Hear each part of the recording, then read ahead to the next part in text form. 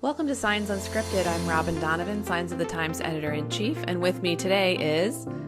Pat Lawrance. And where do you work, Pat? I am with SML Electrical. That is short for Sign Maintenance, Lighting, and Electrical. We're out of Medina, Minnesota, which is a suburb west of Minneapolis, about 20 minutes. And warm and sunny this time of year, right? Balmy? Well, we are lucking out. It is better. It was actually 40 yesterday. Ooh. Our average highs are around 28. So okay. We're a little above normal, but the other good thing is we haven't had a trace of snow either. Yeah, well, that's pretty unusual, I think, right? Yes, very unusual. Yeah. So I wanted to talk to you today to get your perspective on LEDs because we've been trying to bring sign companies some information about LEDs that goes a little beyond the basics. So we felt like there's a lot of like 101 type of information about there about avoiding hotspots and moisture.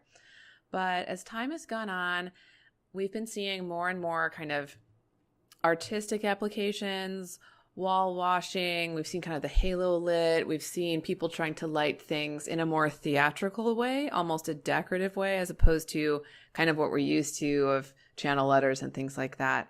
So, Pat, why should we trust you as an LED expert?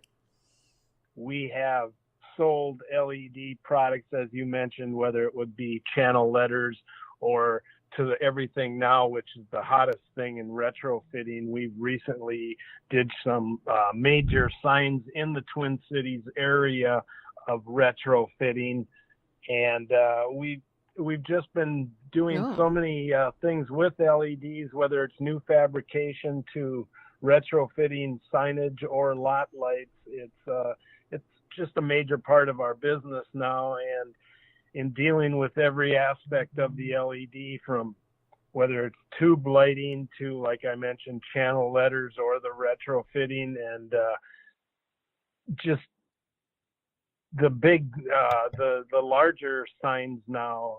Everything has gone away from the fluorescence or the compact type lighting to the LED bulbs, and it seems like that's all I work with every day, whether it's one of those aspects, new signs, retrofit, or just a lot of the artsy theater work where we'll come in and put the LEDs on the wall to wash the walls, or on the outside to go around the perimeter of the building to just attract attention. And they've been so reliable. I've always told the customer, if they could think of the most reliable product they have in their house, most of them always say the microwave.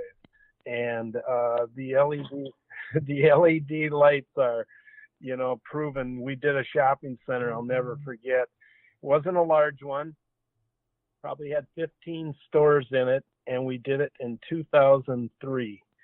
And outside of one store having a power supply, which went out within the first year, and if anything ever does go out with LED products, it's usually within the first year.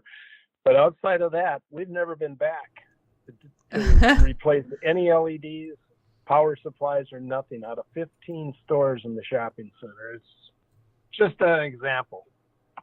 Along with that, Nira, all the electronic message boards too. It's just a whole nother line of LED products we work with. So obviously we can't mention any specific manufacturers. I wish we could, but what are your tips? It sounds like you have been able to be a really reliable provider of LEDs to your clients. So what are your tips for selecting them? Well, over the years, the LED, just a standard LED, I don't think there's a bad batch out there. I mean, we all know that the minerals and the deposits of what make up the LEDs are all from the Asian countries. And as much as anybody wants to tell you that their product's America, they may be assembled here and put together and covered with the American warranty, but these products come from Asia, and we've yet to really find anything that is disappointing outside of what the tube lighting, which has taken on, which has taken a few years to probably become as strong and trustworthy as the standard LED. That the tube lighting is something that you'll want to consider when you buy from a manufacturer, and check and see what their warranties are, because they do vary. Most of your standard LEDs are 5-year. You get into the tube lighting, and what the tube lighting is that plastic acrylic tube with the LEDs inside it. And when you get into that world, it's a little different, and we've had some issues over the years with that, but some manufacturers have just stopped making them. It's got a lot to do with the moisture. Now, as I mentioned earlier, you could put LEDs in moisture and you wouldn't have a problem, but the problem with tube lighting is that the connections at the end, and when they're not done properly, then you're going to have moisture problems and burnout. And it almost reminds me of the old days with neon and transformers, the burnout, the electrodes and stuff. So that's one thing you'll want to watch when you purchase tube lighting. But standard LEDs, like I say, it's all pretty reliable. And the thing you want to look for is what you care for as far as brightness. There's warm white LEDs and there's bright white, and kind of like Christmas light shopping. Sure. Well, so one of the things I wanted to ask you was, you're talking about reliability. Do you ever consider newer or older companies to be more or less reliable? I've heard people say that you should look for someone who's been around longer than their warranty. So if they offer a 5-year warranty, like, have they been around for 5 years? How do you feel about that? I am surprised with the number of LED companies that are out there, and it hasn't really grown much more recently, but years back they were coming out of everywhere. And sure, now they're pretty they're all pretty solid. They aren't dropping off. I can think of a couple that have went away, but for the most part, the ones that have been there have stayed and changed their product lines. And outside of that, no, I don't have any real. I guess you're always going to have your brand names, that your higher up names that people are a little more familiar with. But all I can say there is that, in all honesty, I've sold so many different brands that this isn't like buying a car where you feel that some products are maybe superior. They're all very, very basically, they're pretty good. It's just that tube lighting's the only one that really scares me a little still. And when you're talking tube lighting, are you talking like a neon replacement? Or are you just talking like any flexible tube product? Well, both of them. It's a good point, because the flexible one is which we just did a couple major projects for. And the flexible tubing is really a nice product. It's a multicolor RGB LED, and you can bend it in circles, and there's no problem, real tight circles. We started seeing those at ISA, I think 2 or 3 years ago. Started seeing 6 to 10 different companies offering them. We're not finding as many sign companies using them, or maybe they're just not willing to talk about it yet. But so can you talk a little more about the challenges of those? We did quite a few projects, car dealerships and big spectacular type signs that used to be neon that we changed over. And the biggest challenge we had in our few years back was the moisture element. And once again, it was a manufacturer, so to say, defect, because it wasn't sealed properly. What happened was following year, we did another project of larger proportions, and we went with a different vendor, similar product. You wouldn't have been able to tell the difference hadn't you not known they were different manufacturers. But the one manufacturer used a sealed manufactured end, meaning it came from the factory and it was sealed tight the way it's supposed to be, and we've had no problem with that product, and we're very happy with it, and the customer is too. And just all you can do with it, being it's an RGB product, and what you can do, and then what you can do by bending it. And, you can buy tubing, straight tubing, put it around a car dealership all day long, which we've done to numerous theaters and car dealerships. But when we bring it to a car dealership and tell them that it's not much more expensive, that's one of the big things. And you can turn this on and make it sing, change colors all day, and do everything you want. It can blink. It can, just dazzle the people. That is a really nice selling point. And we all know the biggest selling point of these things is how energy efficient they are. Mm-hmm. But I think it's still a novelty for a lot of people who are buying signs that they can change colors.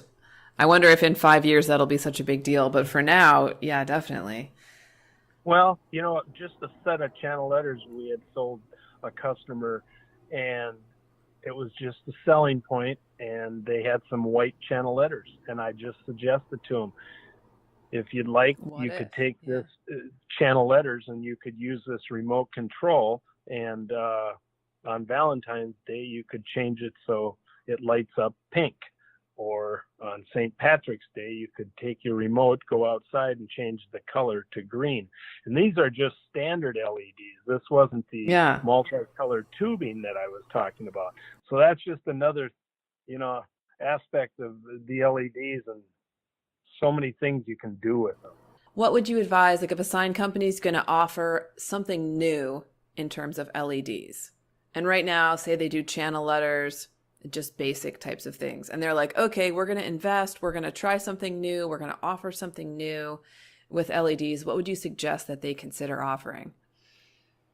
Well, a nice thing that we like to do is I do like to tell a customer if they want, if they're going to have those channel letters and they're just one color, that they could offer, or they could pay a little more and go with this RGB LED in there, and then walk out with this little TV remote and look at the letters and change the color if they'd like. And another thing that's nice is that we sell a lot of reverse channel face lit type applications where they'll have the glow of the LED on the back, giving them a white halo effect. And yet then they can, if they separate their letter enough, they can have a different color shining forward. So, cool. Yeah, or they could have both the same color, but it gives you the halo and then it gives you the facelit right at the person. But if you do the two color application where you have a white, warm white going on the building, if you have a dark facade, and then you shine your blue or red light out, then it is nice. With blue, blue bleeds together a lot in channel letters, that makes it blurry. But if you do that white outline on the back, then that will create a break in the letters so the customers can read it. And anytime you do something more complex, I'm imagining that your profit margin can inch up as well, right? Because that's a higher level of a service that you're now providing. Yep, it's an upsell, and it separates your look from somebody else's. I mean, this is why this tubing around the building it just gives the customer pop, the signage, the building itself pop, or what you're trying to,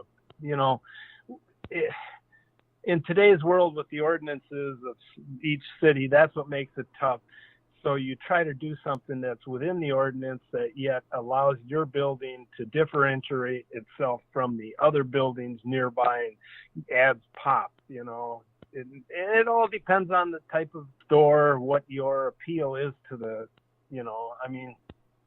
if you're a shopping center, you're going to go versus a professional building where you'll want to do maybe a reverse channel, not so spectacular as a shopping center or movie theater wants to be glitzy. There's just so many applications that are out there with LEDs that make it fun. Right. Because anyone can buy a lit channel letter from any sign company. But if you're the company making it interesting, making it new, making it different, making it fun, as you say, you're going to stand out. Well, thank you, Pat. Thanks for joining us today and sharing all of your wisdom. And we hope you stay warm up there. Thank you for having us. I appreciate it. Yeah, we'll be out of the woods in a couple months. Take care. Great.